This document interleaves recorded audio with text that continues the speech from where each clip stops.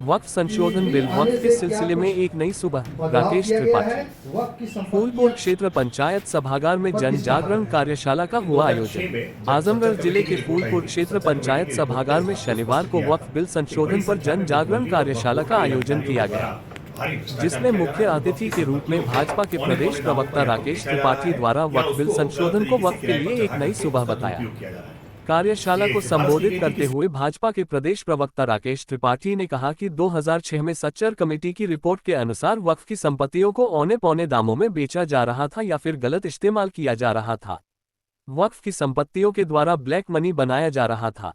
उसमें केवल मुस्लिम ही नहीं, कुछ हिंदू लोग भी शामिल थे। वक्फ संशोधन बिल लागू होने पर आम मुसलमानों को लाभ होगा, खास तौर से उन मुसलमानों को लाभ होगा जो वास्तव में अल्लाह के भरोसे हैं। विपक्ष द्वारा लगातार भ्रम फैलाया जा रहा है। हम जनता के बीच जाकर उनको वक्फ संशोधन बिल की हकीकत बता रहे हैं। वक्फ बोर्ड को पारदर्शी और जवाबदेह बनाया जा रहा है। वक्फ बोर्ड में अब जानकार गैर मुस्लिम सदस्य भी शामिल हो सकेंगे। वक्फ के पास 8 लाख एकड़ की जमीन है। वक्फ बोर्ड देश की सबसे बड़ी संस्था है, लेकिन उसका फायदा आम मुसलमान को नहीं मिल रहा है। कुछ मुट्ठी भर लोग उस पर एकाधिकार जमाए हैं। वक्फ एक पवित्र संस्था है। अल्लाह के नाम पर की गई जमीन को कोई कैसे बेच सकता है? आप किसी दूसरे की जमीन को अल्लाह के नाम पर कैसे समर्पित कर सकते हैं? अल्लाह के नाम पर उसी जमीन को समर्पित कर सकते हैं जो आपके नाम की हो। नया संशोधन बिल लागू होने पर जो जैसे है वैसा ही रहेगा, लेकिन वक्फ की संपत्तियों में कोई छेड़छाड़ नहीं कर सकेगा। अध्यक्षता विनोद राजभर जिलाध्यक्ष लालगंज ने किया।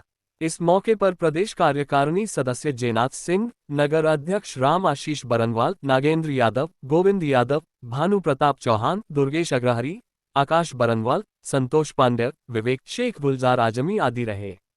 संचालन संतोष पांडेय ने किया। कमेटी की रिपोर्ट आई थी तो सच्चर कमेटी की रिपोर्ट ने इस बात को स्पष्ट किया था कि बड़ी संख्या में मुतवल्ली और वक्फ बोर्ड के अधिकारियों के द्वारा भारी भ्रष्टाचार किया जा रहा है और वक्फ की संपत्तियों को औने पौने दामों पर या तो बेचा जा रहा है या उसको गलत तरीके से किराए पर चढ़ा करके उसका दुरुपयोग किया जा रहा है। ये सिफारिश की गई थी कि इसके लिए एक केंद्रीय अधिकरण बनाना चाहिए और वक्फ की जो अब तक व्यवस्था चल रही है इसमें आमूलचूल परिवर्तन की आवश्यकता है। 2006 से लेकर के 2014 तक डॉक्टर मनमोहन सिंह देश के प्रधानमंत्री रहे और अपने आप को मुसलमानों का सबसे बड़ा खेवनहार मानते थे। देश के संसाधनों पर पहला हक अल्पसंख्यकों का, मुसलमानों का है, ये बात कहते रहे। लेकिन सच ये है कि गरीबों का हक गरीबों को देने की बात केवल कही नहीं बल्कि करके दिखाई है प्रधानमंत्री मोदी जी ने। आज सच्चर कमेटी की जो रिकमेंडेशंस थी उनको हमने लागू करते हुए वक्फ बोर्ड को लेकर के बड़े परिवर्तन किए। अब तक वक्फ में मनमानेपूर्ण तरीके से काम हो रहा था।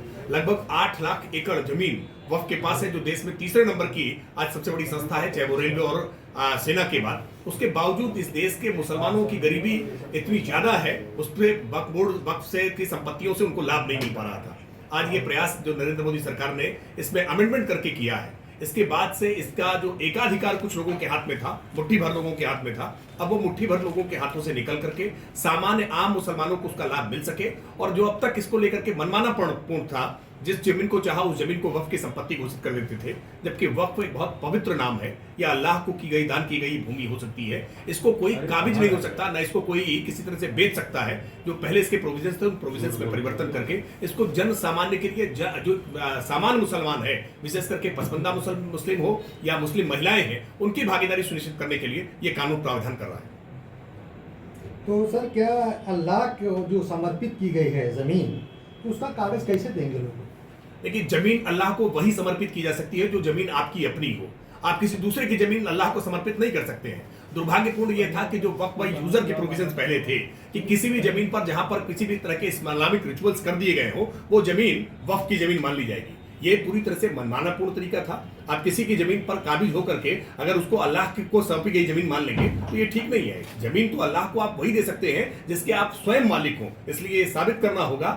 अभी एक भ्रम इसको लेकर के जो फैलाया जा रहा है कि मस्जिद, मदरसे, दरगाह, कब्रिस्तान ये छीन लिए जाएंगे। मैं इसको स्पष्ट करके बता दूं कि ये कानून का पहला पैराग्राफ इसकी परिभाषा स्पष्ट करती है कि अब तक की जितनी वक्फ की संपत्तियां हैं इसमें किसी प्रकार की कोई छेड़छाड़ नहीं होगी। यानी मौजूदा जितनी वक्फ की संपत्तियां हैं इसमें किसी प्रकार का कोई कब्जेदारी नहीं होगी। जो विवाद जिनको लेकर के कोर्ट्स में चल रहे हैं उन पर कोर्ट जो फैसला देगी वो होगी। और कोई भी कानून जब बनता है तो उसके भूतलक्षी प्रभाव नहीं होते हैं। जो पहले से व्यवस्थाएं चल रही हैं उनमें परिवर्तन नहीं होता है। हाँ, आने वाले समय में इसको लेकर के दुरुपयोग की संभावनाएं पूरी तरह से समाप्त हो जाएगी। तो क्या वक्त के सिलसिले में फिर से इतिहास लिखा जाएगा? वक्फ के सिलसिले में एक नई सुबह है। अब तक वक्फ के नाम पर जिस पवित्र उद्देश्य से वक्फ करना प्रारंभ किया गया था, उस पवित्र उद्देश्य से उसको भटकाने का काम किया गया था। ऐसी संपत्तियां, जिन संपत्तियों से लाखों रुपए की इनकम हो सकती है, उन संपत्तियों को कौड़ियों के नाम पर किराए पर रखा गया था और ये देखने में एक नंबर के लिए इस तरह की व्यवस्था की जाती थी। ब्लैक मनी का इसमें बड़ा इन्वॉल्वमेंट होता था। जिनकी संपत्तियों का किराया 1 लाख हो सकता था, उनसे केवल 5,000 रुपए या 500 रुपए वसूलते थे और बाकी ब्लैक मनी के रूप में इकट्ठा करते थे। और ये लूट केवल मुसलमानों ने नहीं मचाई है। इस लूट में कई हिंदू जो पॉलिटिकल मोटिवेटेड है, जो पॉलिटिकल पार्टियों से संबंध रखते हैं, वो भी इसमें साथ में शामिल थे और इसीलिए आज वो विरोध कर रहे हैं। कांग्रेस के अध्यक्ष मल्लिकार्जुन खड़गे आज स्वयं वक्फ बोर्ड के भ्रष्टाचार में शामिल रहे हैं। ऐसा वक्फ बोर्ड ने इसको अपनी रिपोर्ट देते हुए शामिल किया है। तो इसलिए आज वो सारे लोग जो विरोध कर रहे हैं, वो वही लोग हैं जिनको वक्फ से अब तक केवल लाभ होता रहा है। जो मुट्ठी भर लोग हैं, जिन्होंने चंद लोगों ने कब्जा कर रखा था, जो नहीं चाहते हैं कि इस देश के आम मुसलमान को वक्फ की प्रॉपर्टीज में हिस्सेदारी मिले। तो कानून के लागू होने पर क्या स्थिति पैदा होगी? क्योंकि कानून के लागू होने से आम मुसलमान को अब वक्फ का लाभ मिल सकेगा। अब तक जो वक्फ का लाभ था वो केवल मुट्ठी भर लोगों के हाथ में था। सामान्य मुसलमान को वक्फ की प्रॉपर्टीज के बारे में जानकारी तक नहीं थी। सामान्य नागरिकों को इस वक्फ के बारे में जानकारियां तक नहीं थी और वक्फ के नाम पर बहुत बड़ा फर्जीवाड़ा चलता था। जिस जमीन को चाहते थे उसको वक्फ की जमीन घोषित कर देते थे और इसको लेकर के किसी न्यायालय में या किसी राजस्व अधिकारी के पास भी इसकी सुनवाई नहीं होती थी। लेकिन अब मौजूदा कानूनों के तहत इस तरह की प्रथा पर रोक लगेगी। जो वक्फ की जमीनें हैं उनका अधिकाधिक उपयोग यतीम बच्चों के लिए, परित्यक्ता जो तलाकशुदा महिलाएं हैं, जो वृद्धजन हैं, जो वास्तविकता में अल्लाह के भरोसे हैं, आज उनको वक्फ की इन जमीनों से लाभ मिल सकेगा। उनका पालन पोषण, भरण पोषण, उनकी शिक्षा दीक्षा, उनके मजहबी काम इस वक्फ की प्रॉपर्टी से आगे बढ़ सकेंगे। सर, ये गरीब लोगों को कैसे पता चलेगा कि हमें जानकारी ये हो कि मतलब गलत नहीं हो रहा है, सही हो रहा है, सरकार जो कर रही है? देखिए, वक्फ बोर्ड लोगों में गुमराह लोग बहुत ज़्यादा हैं, क्योंकि वक्फ के बारे में पुराने वक्फ जो बिल थी उसके बारे में भी लोगों को नहीं था।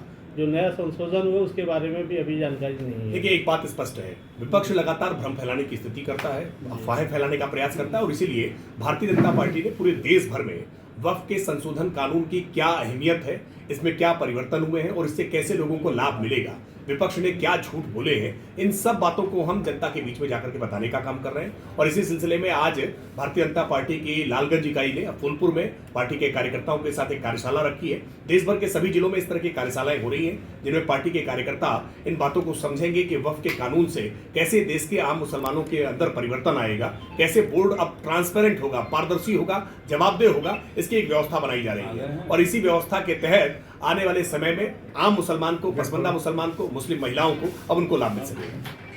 क्या गैर मुस्लिमों को वक्फ बोर्ड में भी शामिल किए जाने की योजना है? वक्फ बोर्ड का जो नया प्रारूप बनेगा, इस नए प्रारूप में 2 विशेषज्ञ जिसमें न्याय विभाग से जुड़े हुए, वो फॉर्मर जस्टिस हो सकते हैं, काबिल अधिवक्ता हो सकते हैं, पत्रकार हो सकते हैं, सामाजिक कार्यकर्ता हो सकते हैं, जिनको वक्फ के बारे में जानकारी है, वो निश्चित तौर पर शामिल होंगे। तो इससे ट्रांसपेरेंसी और बढ़ेगी।